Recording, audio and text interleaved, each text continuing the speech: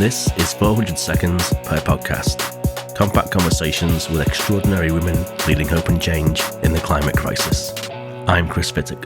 Tenderfoot Theatre are a young, queer and female-led eco-theatre company based in Lancashire. They combine climate activism with dynamic storytelling and use a range of creative, sustainable methods to ensure that their productions are as eco-focused as possible.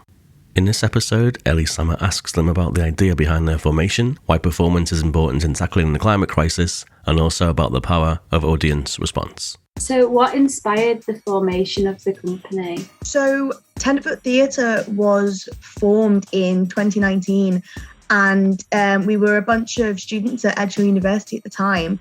There was a feeling it was a combination of half of us were coming at this from a theatrical perspective and half of us were coming at it from an activism perspective. But the important thing was that we kind of all shared the same drive and the same passion to kind of, put eco-theatre out there. Why do you think performance and art is so important in the fight against climate crisis? You hear that cliche thing of, well, you can't solve the world by putting on a play. And no, you can't. But, and as you said, in recent years, there's been so much more and more of a push to kind of make theatre more sustainable and to how the industry as a whole can go greener.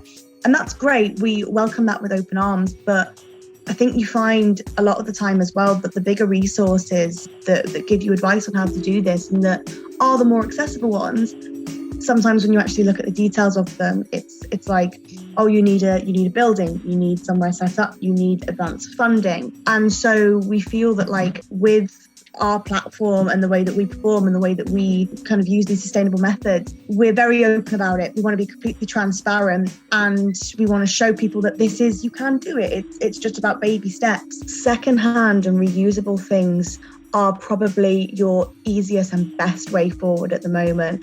Buying new and that feeling of panic of, especially in the theatre industry, you think, okay, I need this brand new prop and this very specific thing. You can be surprised what you find out there. For impact, all of our costumes were thrifted from charity shops. All of our props were secondhand. We found some stuffed toys like on Facebook Marketplace. We went and grabbed those. There's anything out there, so just really have faith that if you put it can be hard. It can be really hard. You have to put the extra time and a little bit of extra effort in. But the payoff that has and the feeling that has, that knowing that you didn't contribute that little bit more to kind of buying new and things like that, it's really rewarding. And it's really rewarding to look at the things that you've done and think, no, I did that sustainably. And so it's not necessarily about the fact that performance can save the climate, no, but the way that, smaller, more like kind of grassroots startup theatre companies, if they just, make little changes, baby steps, it's about having a lot of people trying to do little things, and it's that's what we feel like makes a bigger difference in the world of theatre. It's so interesting and so inspiring to see how transparent you are with everything that you do. Like, you don't hide anything away, and it's so great that it's in every aspect of you as a whole. We've learnt that from other creators that have been transparent with us and so forth and so forth. And again, I think it's so important that we just keep that kind of cycle of transparency going, because we're all just learning. We're all taking those baby steps. And it's just, you've just got to try and, teach others and then learn some more. It's just that kind of lovely cycle. Leading from that, what sort of responses from the public do you receive? It feels really rewarding to know that there are people out there that they're responding positively to your work. For example, when we did Impact, there was this one review and it really, really stuck with us. There was this woman and she said, when I came to watch this, I thought it was going to be an hour of me sitting there and being lectured about the climate crisis and how it's my fault and what I can do. And it wasn't that. And she said she was really pleasantly surprised when she sat there and actually, rather than place blame onto anybody, we want to band together and just, feel that this is something we all need to tackle together, as I said before. And so it's genuinely so lovely to receive that feedback. And it's one of the reasons why we keep going and we keep sustaining this passion over the years, because it just fills you with so much positivity and hope and drive to carry on the way that you're going. And I think that's the most important thing about kind of especially young people's experience in fighting the climate crisis at the moment. You need hope and you need uplifting. I think we've moved past the point now of the panic and the eco-anxiety.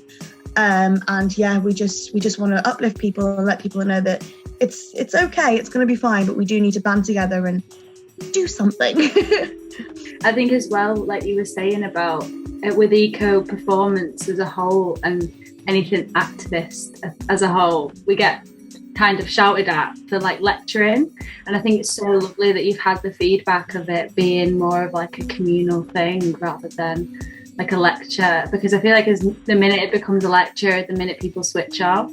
Well, this is the thing as well, like, you know, as much as we want to get the message out there and we want to band together and inspire people to change, we are an entertainment industry, and nobody wants to go and sit there and go, you're killing the planet and blah, blah, blah, because that's just, oh God, imagine how much of a nightmare that would be. But, you know, as I said earlier, it's about trying to take that minute to calm the eco-anxiety that has built up over the past year or so and just say, actually, no, it's okay. There is some hope. We are okay. I think that's it. That's what we need to title this episode of it. Just, it should be fun and it should be rock and roll. That's all we need to know. 400 Parts Per Million is an ecological arts project by Theatre in the Rough.